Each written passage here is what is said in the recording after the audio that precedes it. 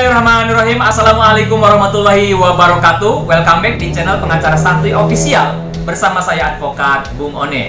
Apa kabar nih teman-teman semuanya? Mudah-mudahan selalu dalam keadaan sehat walafiat dan dilancarkan dalam menjalankan aktivitas sehari-hari. Amin ya rabbal alamin.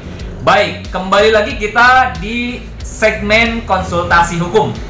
Pada kesempatan video kali ini saya akan membahas konsultasi hukum dari sahabat-sahabat subscriber. Saya sudah merangkum banyak sekali pertanyaan ya, ini ada beberapa lembar. Pertanyaan-pertanyaan yang berkaitan dengan pengurusan surat cerai di pengadilan agama. Akan saya jawab satu persatu. Sebelum dilanjutkan, saya ingin mengucapkan terima kasih banyak buat teman-teman yang sudah subscribe. Mudah-mudahan sahabat subscriber semua selalu diberikan perlindungan, keselamatan, kebahagiaan, dan keberkahan. Amin ya rabbal alamin. Baik sahabat-sahabatku semuanya, kita langsung membahas konsultasi hukum dari sahabat subscriber karena banyak sekali nih ya. Akan saya jawab satu persatu. Pertanyaan yang pertama dari akun Nongjen. Pertanyaannya, jika istri digugat cerai gaib oleh suami, apakah istri dapat akta cerai? Baik, terkait dengan gugatan cerai gaib, baik itu cerai gaib ataupun juga cerai talak atau cerai gugat, suami dan istri atau mantan suami dan istri kedua-duanya sama akan mendapatkan akta cerai. Jadi kedua-duanya pasti akan mendapatkan akta cerai.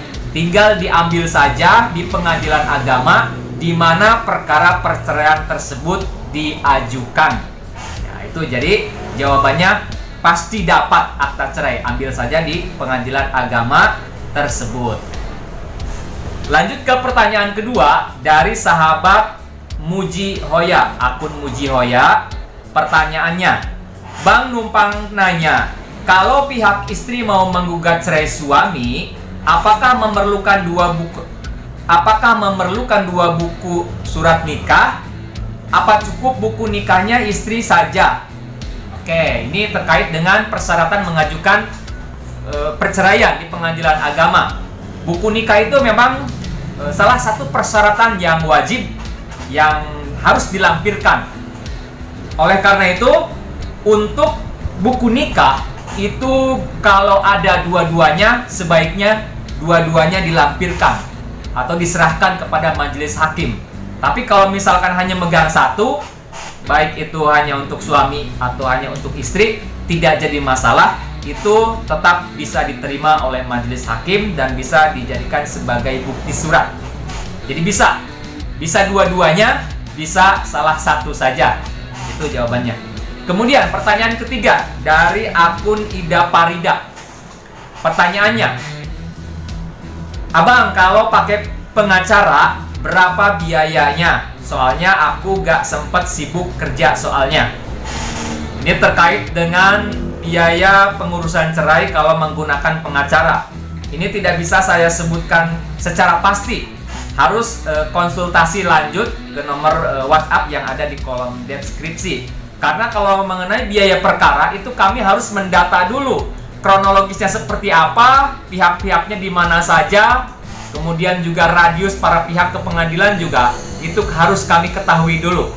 Jadi tidak bisa kita tebak ya, harus kita perhitungkan berdasarkan data-datanya ya. Itu sahabat Ida Parida. Kemudian pertanyaan yang keempat. Pertanyaan yang keempat dari akun Katrok Banget. Pertanyaannya, Bang, kalau boleh tahu untuk biaya jasa advokat atau pengacara di kisaran berapa? Terima kasih. Ini ya, pertanyaannya sama seperti pertanyaan akun sebelumnya. Jawabannya sama kayak tadi ya.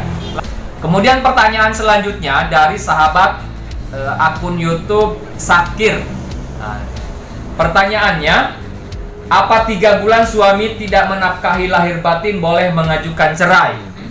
Baik, terkait dengan tidak menafkahi, apabila suami tidak menafkahi, nah itu memang menjadi salah satu alasan bagi istri untuk mengajukan gugatan cerai kepada suaminya. Jadi termasuk penelantaran ya, penelantaran dan tidak menafkahi, bisa menjadi alasan gugatan cerai. Selanjutnya, pertanyaan selanjutnya dari akun Neng Rina ya. Pertanyaannya, Assalamualaikum, maaf mau nanya gimana cara dapat akte cerai yang sudah 21 tahun. Ini maksudnya cerainya sudah, mungkin belum diurus secara formal ke pengadilan agama. Nah, hal ini harus diajukan dulu ke pengadilan agama ya untuk mengurus surat cerainya. Jadi datang saja ke pengadilan agama, sampaikan mau ngurus surat cerai. Kemudian pertanyaan selanjutnya dari akun Lulu. Pertanyaannya, tolong gimana cara ya biar aku lepas dari suami aku yang suka main judi terus lupa sama anak istri. Nah, ini bisa menjadi alasan bagi istri untuk mengajukan gugatan cerai kepada suaminya ke pengadilan agama di tempat wilayah istrinya tinggal. Karena ini sudah masuk alasan-alasan perceraian ya. Bermain judi, menelantarkan anak istri, nah itu menjadi alasan perceraian. Bisa diajukan gugatan ke pengadilan agama, gugatan cerainya. Kemudian pertanyaan selanjutnya dari akun Noviana Ana. Pertanyaannya, saya sudah berumah tangga 25 tahun tapi sering bertengkar. Tapi saya selalu mengalah, tapi suami selalu menyalahkan saya. Apa boleh saya gugat suami?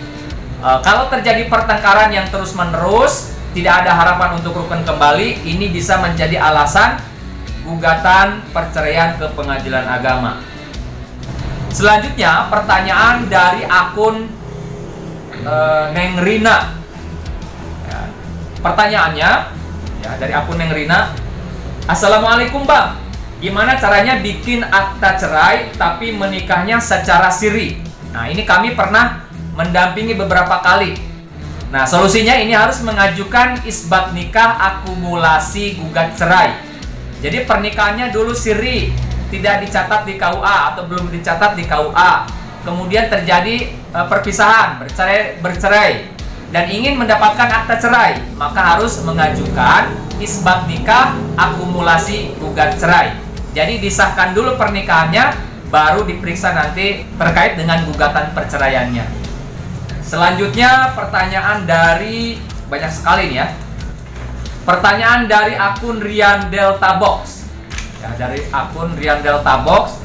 Selamat malam Pak, saya mau tanya, kalau nikah di Subang terus mau ngurus perceraiannya di Cirebon, apakah bisa? Tergantung. Kalau misalkan istrinya sekarang masih tinggal di Subang, gugatan perceraiannya harus ke pengadilan agama Subang. Tapi kalau istrinya sekarang tinggal di Cirebon, maka gugatan cerainya harus diajukan ke pengadilan agama Cirebon. Selanjutnya pertanyaan dari akun Syarah Ainia. Banyak sekali pertanyaannya. Pak, kalau saya mah gini, saya pengen pisah karena suami saya setiap saya mau minta uang buat sehari-hari dia malah marah, mengucapkan kata-kata kasar, kemudian juga mengucapkan kata-kata yang menyakitkan. Nah, ini bisa ya, ini menjadi alasan bagi istri untuk mengajukan cerai. Sering terjadi pertengkaran, percekcokan, kemudian juga perkataan yang menyakitkan ya, ataupun juga kalau ada ancaman disebutkan ancaman yang membahayakan ya keselamatan bagi istri, baik fisik maupun juga psikologis. Selanjutnya pertanyaan dari akun, waduh banyak-banyak ini pertanyaannya teman-teman.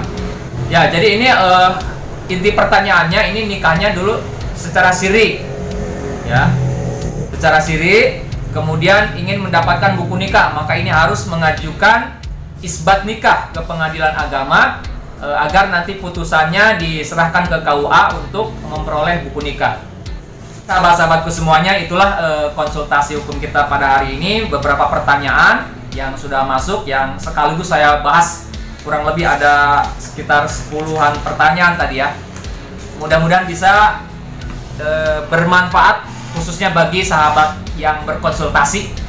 Jika menurut pemirsa semuanya video ini berguna, bermanfaat, ada nilai edukasinya, kami memohon agar teman-teman semua mendukung channel Pengacara Santuy Official dengan cara klik tombol subscribe yang berwarna merah di bawah ini. Sampai jumpa di video-video selanjutnya. Assalamualaikum warahmatullahi wabarakatuh.